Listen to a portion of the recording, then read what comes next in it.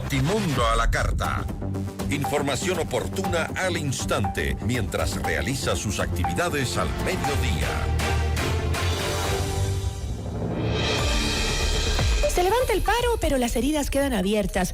Un país que vuelve a moverse, pero que no avanza, que se paraliza, pierde vidas, millones de dólares y la confianza, para terminar en el mismo punto. Hoy la CONAIE anuncia el fin del paro nacional, mientras el gobierno intenta mostrar control y ofrece fondos para la reactivación. Pero la pregunta es otra. ¿Quién asume la responsabilidad de lo que pasó? ¿Qué hemos aprendido de un conflicto que volvió a dividirnos y a demostrar cuán frágil es la paz social en nuestro país? Nuestra entrevista de hoy en Notimundo a la carta. Vamos a conversar con José de la Gasca, exministro de Gobierno. Gracias por acompañarnos, José. ¿Cómo está? Muy buenas tardes. Gisela, muy buenas tardes. Bueno, contento, esperanzado. Contento, pero no deja de dolernos y de preocuparnos. Como yo decía, qué frágil es nuestra paz. Contento porque creo que ha imperado la sensatez. Creo que en esta disputa que no hay ganadores, ni perdedores, ni vencedores, ni vencidos. Finalmente hemos logrado reconducir las cosas por donde debían, el camino de la paz, del diálogo, de la sensatez, del trabajo, pero siempre pues apenado por las vidas que se han perdido, por las familias, por la gente que se ha ido y también por la fuerza pública que también ha sufrido bastante. Entonces, muchas lecciones que aprender, pero siempre creo que los caminos democráticos, los caminos del diálogo, van a ser necesariamente aquellos a los que debemos recurrir cuando hay discrepancias. Creo que el Ecuador ha esperado resultados de un presidente. El presidente tiene liderazgo y ha tenido liderazgo para tomar las decisiones difíciles, apostar políticamente todo, en momentos en los que hay mucha turbulencia, si se quiere, mucha polarización. Pero ahí ha estado él, ahí ha estado su gobierno, ahí han estado las propuestas, ahí han estado las decisiones. Al cabo de más de un mes, un día, finalmente tenemos que el país vuelve a la paz, a las puertas de un camino democrático como la consulta popular, donde todos tenemos la oportunidad de pronunciarnos, de decidir qué es lo que queremos. Y eso también ha sido por iniciativa del presidente, así que los canales democráticos están abiertos y eso es lo que debemos celebrar y eso es lo que debemos aprender. Todas las disputas, todas las discrepancias siempre deben de conducirse por los caminos democráticos y el diálogo. ¿Pero usted cree que realmente con su experiencia y con la experiencia que tenemos en este país, de que en cada gobierno nos suceden estas cosas, terminó el conflicto o simplemente está cambiando de forma? Porque ya también anunció oponerse a la consulta, que sí, la CONAIE puede anunciar que se opone a la consulta porque es derecho de todos, pero es como, bueno, si no me salió por aquí, me sale por otro lado. Bueno, hay que ver. Yo creo que hoy es un acierto. Creo que hoy el país vuelve a la paz, repito. ¿Qué va a pasar mañana? Pues tendremos que ver. Repito, están los canales democráticos. Debe haber una reconciliación. Estamos a las puertas de un momento democrático importante como es la consulta popular, donde todos vamos a poder finalmente retomar esa soberanía que tenemos como pueblo y escoger nuestro destino, sobre todo en lo que tiene que ver con la Constitución, inclusive el movimiento indígena, quien creo que tiene una postura contraria a la consulta, pero ya veremos. Hoy la legitimidad del gobierno ha podido tomar estas decisiones. ¿Qué lecciones tenemos que aprender de esto? Repito, el diálogo, la cordura, la sensatez. A mí me parece que lo que ha pasado antes nos ha dejado cicatrices que todavía están abiertas y probablemente esta demora en cerrar. Pero el gobierno abrió las puertas del diálogo, quiso escuchar, escuchó, no se terminaron de acordar, de cumplir inclusive los acuerdos. El gobierno tuvo que hacer lo que tiene que hacer, a veces tiene que hacer, eso es lo que esperamos los ecuatorianos. Y hoy creo que el movimiento indígena ha repensado, se ha reconectado con sus bases. Eso es importante, se ha reconectado con sus bases. ¿Pero cree? Porque no se anunció que hubo una negociación, que fue un acuerdo al que se llegó. Lo ha dicho el señor Vargas y entiendo que hay momentos en todo esto, en la política, en los conflictos externos, internos. Hay momentos donde hay más diálogo, donde hay menos diálogo, donde hay distancias, donde hay compases de espera. Pero se rompió el diálogo hace unos días. Se rompió el diálogo, sí, fue abierto. ¿Es presión política en la decisión de la CONAIE o es presión militar, tal vez? El presidente hoy día creo que fue claro en su mensaje que dio en una entrevista esta mañana, y él dijo que los caminos se iban a abrir y que se iban a abrir. Y eso creo que supuso, al cabo de un mes, repensar las cosas y sin que eso suponga un acto, digamos, de intimidación, sí refleja una posición clara y firme del presidente ante lo que ocurre y claramente una respuesta mesurada y una respuesta, me parece que sensata, del movimiento indígena de reconducir sus reclamos y sus protestas por las vías democráticas como siempre debió ser. Ahora, usted había dicho en una entrevista que el movimiento indígena se quedó solo. Ha dicho algunas veces. ¿Sigue estando solo? ¿Está dividido? ¿Cómo ve al movimiento indígena hoy? Yo sí creo que hay dentro del movimiento indígena corrientes y corrientes. Hay gente que no estaba apoyando el paro, las bases, la gente estaba sufriendo en Imbabura, en Cotopaxi, estaban sufriendo. Está sufriendo la gente que produce leche, está sufriendo los agricultores, están sufriendo la gente que no puede abrir sus negocios, estaba sufriendo el turismo. Toda nuestra solidaridad con Imbabura y con las provincias que se han visto afectadas mayormente por este paro indígena. El Ecuador es un Ecuador unitario. Yo creo que ellos se quedaron solos porque esperaron que hubiese un contagio, prender una llama, ser ellos la chispa. Empezaron con el tema del subsidio al diésel, luego se fueron a los puntos del IVA, luego se fueron a la consulta popular y tantas otras cosas, esperando, creo yo, hacer un eco, desconectándose de las bases. Y creo que en algún punto ya les dijeron, no, esto ya no puede seguir, todos estamos sufriendo. Así que el desgaste natural de estas cosas finalmente pasó una factura. El gobierno supo activar las bases y hoy creo que hay que ser y esperar la solidaridad de todos los ecuatorianos, pero también la ayuda económica que el presidente ha ofrecido para la provincia de Imbabura, que es emergente. Pero más que se quedó solo la CONAIE, yo siento que la CONAIE se dividió en varias partes. Es decir, ahora, luego del anuncio, teníamos un enlace en vivo con Hernán Higuera y nos decía que hay focos pequeños, pero que están todavía encendidos de manifestantes que dicen que no van a acatar la disposición de la CONAIE. Eso muestra lo quebrado que está la CONAIE. Sí, totalmente. No solamente mírelo ahí. Mire lo que pasó antes. Hagamos, si quiere, un pequeño recuento de una línea de tiempo de lo que ha venido pasando dentro del movimiento indígena y de Pachacutic en lo político. Participaron en elecciones, no ganaron, estaba al frente el señor Isa. Después fueron a la asamblea, sacaron un número importante, digamos, no mayoritario, no como antes lograban sacar. También ahí se dividieron.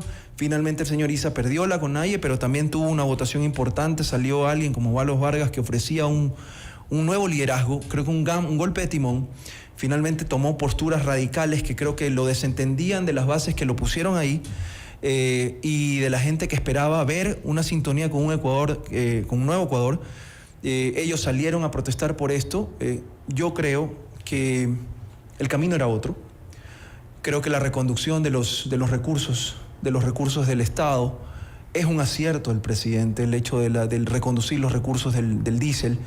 Y después de los planes de compensación, de los bonos, de la ayuda que no son dádivas, sino que se hace justicia donde se debe dar, porque se subsidia un precio, todo el mundo se beneficia, cuando lo que se tiene que hacer es buscar los casos, los lugares, los nichos, las personas específicas sobre las cuales tiene que recaer la ayuda del Estado, donde debe estar el Estado. Y finalmente eso ha ido impulsando. No se contagió el sector del transporte, quien ha recibido cerca de 90 millones o 50 millones, no recuerdo la cifra exacta, en la asistencia que han tenido por la subida del precio del diésel. Entonces, yo he visto una preparación por parte del gobierno en lo económico para contener el efecto, pero también una firmeza en lo político y una habilidad política para tomar varias decisiones que hoy, al cabo de un mes, a pesar de las dificultades, han dado sus frutos. Pero nada nos garantiza de que esto no se vuelva a prender, que ese contagio que usted dice no llegó a los transportistas se dé luego de que se acabe la compensación, porque así han demostrado. Quizás nadie lo garantice, pero lo que sí sabemos los ecuatorianos es que hay un presidente, hay un gobierno con firmeza, y que cuando toma una decisión no la va a revocar, porque sería desmerecer la democracia que está detrás de la legitimidad que lo escogió. El presidente fue electo por la mayoría de los ecuatorianos para gobernar, para tomar ese tipo de actos, de decisiones, y lo hizo. Y no permitió que un grupo que no ganó las elecciones, que un grupo que no representa a la mayoría de los ecuatorianos, que no representa el modelo democrático que hoy está gobernando, vire las cosas y las ponga al revés. Creo que hay muchas cosas que ya tenemos al revés y que debemos de cambiar. Una de esas, para empezar, es la Constitución, que es precisamente lo que el gobierno también ha propuesto en la consulta popular. Ahora, en esa firmeza cabe la posibilidad de reconocer errores, Siempre. Porque, por ejemplo, ahora tenemos, hay que hablar de que también en el país, o por lo menos, volviendo al paro, hay 3 personas fallecidas. Sí, señor, lamentable. Hay pérdidas económicas grandísimas. Le escuchaba al representante del Hay policías, servidores policiales y militares heridos también. No dejemos de lado eso. No, también. Pero yo creo que cuando ya hay muertos, ya hemos perdido en el Ecuador. Hemos perdido todos. No un lado o el otro, hemos perdido todos en el Ecuador. Lo cual da a entender no nos sumamos que esto al paro. nunca debió iniciar, que los caminos democráticos eran otros. Si estaban en desacuerdo con la decisión ejecutiva, bueno, ahí están las cortes para ir a demandarlo. Ahí está Pero la Corte alguien tiene que Constitucional. asumir la responsabilidad. Alguien, Sí, de lado y lado. Esto debe ser una reconciliación con justicia. Y si han habido excesos, pues que se investiguen y se sancionen, de lado y lado. Esto no puede repetirse, no podemos tener, Giselle, una herida abierta todo el tiempo. No podemos vivir con la amenaza de que se van a tomar Quito. Eso en ninguna parte del Ecuador lo tolera. Ni los guayaquileños, ni los cuencanos. Nadie tolera que amenacen que una ciudad va a ser tomada. Ya lo hemos vivido, ya sabemos lo que nos cuesta, ya sabemos el dolor que genera. Nadie quiere eso. Y nadie nunca debió buscarlo. El gobierno lo que hizo es defender la democracia, defender Quito, defender las ciudades. Y hoy creo que finalmente imperaba la sensatez. Yo no sé si ha imperado finalmente la sensatez o están esperando otro momento, porque ya hemos visto que eso nos sucede recurrentemente. Decisiones, movilizaciones, en ciertos ámbitos incluso represión, retrocede el uno, retrocede el otro, y a la final siempre volvemos a un círculo vicioso. Sí, bueno, ese es el Ecuador polarizado que muchas veces tenemos. Ese es el Ecuador al revés que muchas veces tenemos, que digo empieza o que tiene una gran parte normativa en su constitución. Y hay que las cosas reconducirlas por los caminos que tenemos, democráticos, de soberanía. Usted me hablaba de 3 muertos, que repito, lamento. Pudieron ser muchos más. Hoy podían haber sido muchos más. Mañana podían haber sido muchos más. Al final del día hay un Estado, hay un gobierno, hay una fuerza pública. Así como hay gente que dicen hay excesos, hay otra. Mucha gente que dice intervengan ya. Porque también dicen, no, pues no puede ser que solamente dejen a los ciudadanos que arreglen el problema a los ciudadanos. ¿Y dónde está el gobierno para poner... Para hacer el parteaguas? ¿Dónde está el gobierno para garantizar también el derecho al trabajo, el derecho a la vida, el derecho a las personas que no quieren? ¿Dónde está el gobierno para garantizar ese derecho a la paz que quieren muchos que no querían el paro? Entonces, cuando el presidente dijo, vean señores, hemos agotado el diálogo, el presidente no dijo que se agotaba el diálogo, pero cuando se paró el diálogo, se congeló el diálogo, y el presidente dijo esta mañana lo que dijo, la reacción fue inmediata. Y ahí eso es sensatez, porque lo contrario era seguir manteniendo las calles bloqueadas y que vaya a haber más choques, y nadie quiere eso. Por supuesto que nadie quiere eso, porque ahí vienen los excesos. Usted dijo algo que es cierto, ¿no? Se acabó el paro, o por lo menos hay un cese en el paro, pero hay heridas que quedan abiertas, ¿no? Siempre. Y para mí, según lo que he podido ver, esas heridas también son hechas en base a la confianza. Esas heridas están abiertas porque se ha quebrado la confianza. ¿Cómo recuperamos la confianza en un país que es uno solo? A ver, no somos indígenas, mestizos, negros, somos un solo país. ¿Cómo recuperamos esa confianza? Un solo país, sí. Bueno, yo creo que aquí... Con el gobierno también. Aquí debemos reconducirnos democráticamente. ¿Cómo recuperamos la confianza? Con el tiempo. Finalmente, hoy, después de 50 años, un gobierno ha tomado una decisión de eliminar los subsidios al diésel y reconducir los recursos. Ya quedó atrás. Ya finalmente salimos de ese lastre que significaba botar la plata por una llave abierta, mandar la plata al narcotráfico, subvencionar minería ilegal y tantas otras cosas. Hoy ya sabemos que eso se fue. Que en verdad la gran mayoría de personas que debían beneficiarse no era la que se beneficiaba, sino otros. ¿Cómo recuperamos esa confianza entre el gobierno y los movimientos sociales? Entendiendo que hay un gobierno y entendiendo que se debe respetar también a la ciudadanía cuando protesta legítimamente. Pero ahí están nuevamente los canales democráticos. Si el movimiento indígena está en desacuerdo con las decisiones, democráticamente tienen que expresarlo y tienen que hacerlo valer. Pero si la mayoría de los ecuatorianos piensa distinto y si la mayoría de los ecuatorianos está a favor de una medida como la que se ha tomado, y vamos a ver el resultado en la consulta popular también de las decisiones políticas que se han tomado, eso hay que respetarlo también. Eso hay que respetarlo. Entonces, yo creo que aquí debemos también perderle el miedo a ese cuco que significó por tanto tiempo, y al menos en 2 protestas donde sufrió Quito, que la decisión de la toma del subsidio iba a significar que destruyan Quito o que hayan más muertos y que haya tanta protesta. Hoy creo que hemos superado eso y eso es un gran acierto para el país. Creo que hemos ganado, a pesar de todo, como ciudadanía, como ecuatorianos, hemos ganado y estamos aprendiendo otra vez a reconducir las cosas de donde nunca debieron salirse. ¿Sabe por qué le digo que no creo que este cese al paro sea definitivo o sea tomado con coherencia? ¿Qué es definitivo en política? Que por lo menos nos dejen estabilidad, nos dejen un tiempo de lo que usted dice. ¿Estás en contra? Vámonos por los canales democráticos. Pero eso no pasa en nuestro país. Esa es la turbulencia que se vive en estas democracias muchas veces frágiles por la falta de institucionalidad. En Latinoamérica, la eterna sufriente.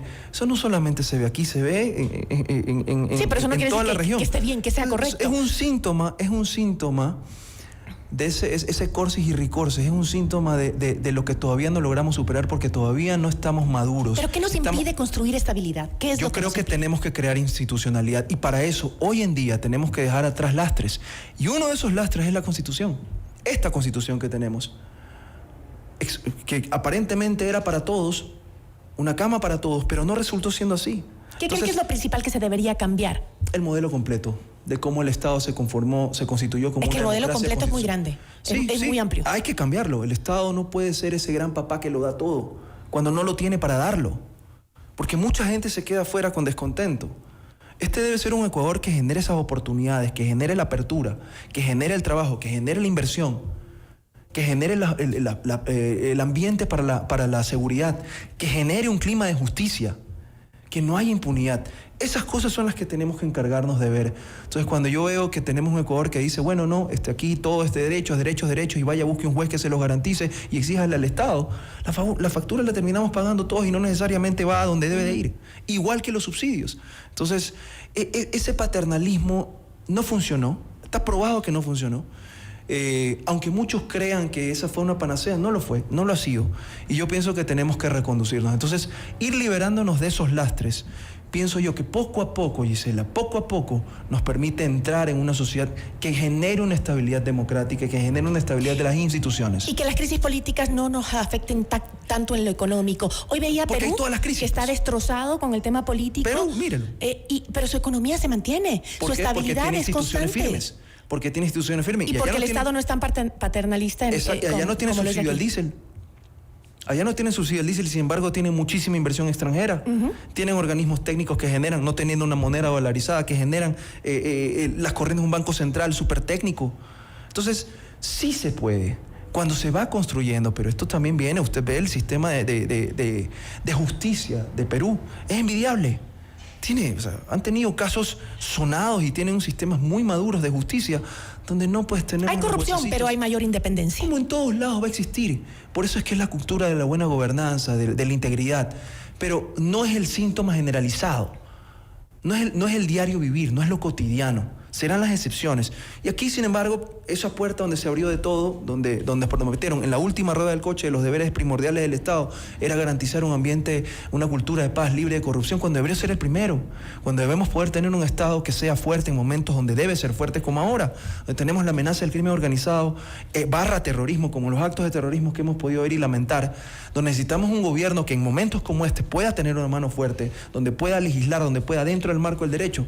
Pero en cambio, en una democracia como la que tenemos constitucional, al final del día lo que haga el gobierno puede ser tumbado por una corte. Entonces, esas cosas no calzan, nos impusieron un sistema que no calza a estas realidades, que permitió un clima de inseguridad, de falta de desarrollo propicio para todo en una economía dolarizada, con las fronteras porosas que tenemos, donde vienen los productores de los narcóticos y de las sustancias estupefacientes y pasan por aquí en una ruta hacia del narcotráfico por nuestra geografía y nuestra demografía. Entonces, yo creo que ya es momento de entender estos fenómenos, de entender que necesitamos este cambio estructural profundo, y a eso le apostó el gobierno, y yo creo que hoy estamos en esa oportunidad todos los ecuatorianos para involucrarnos y generar ese cambio. Veamos qué pasa con lo que se viene con la consulta. Yo le agradezco muchísimo, José. A usted, Gisela, encantado. Nos acompañó José de la Gasca, exministro de Gobierno. Regresamos en instantes con Gisela.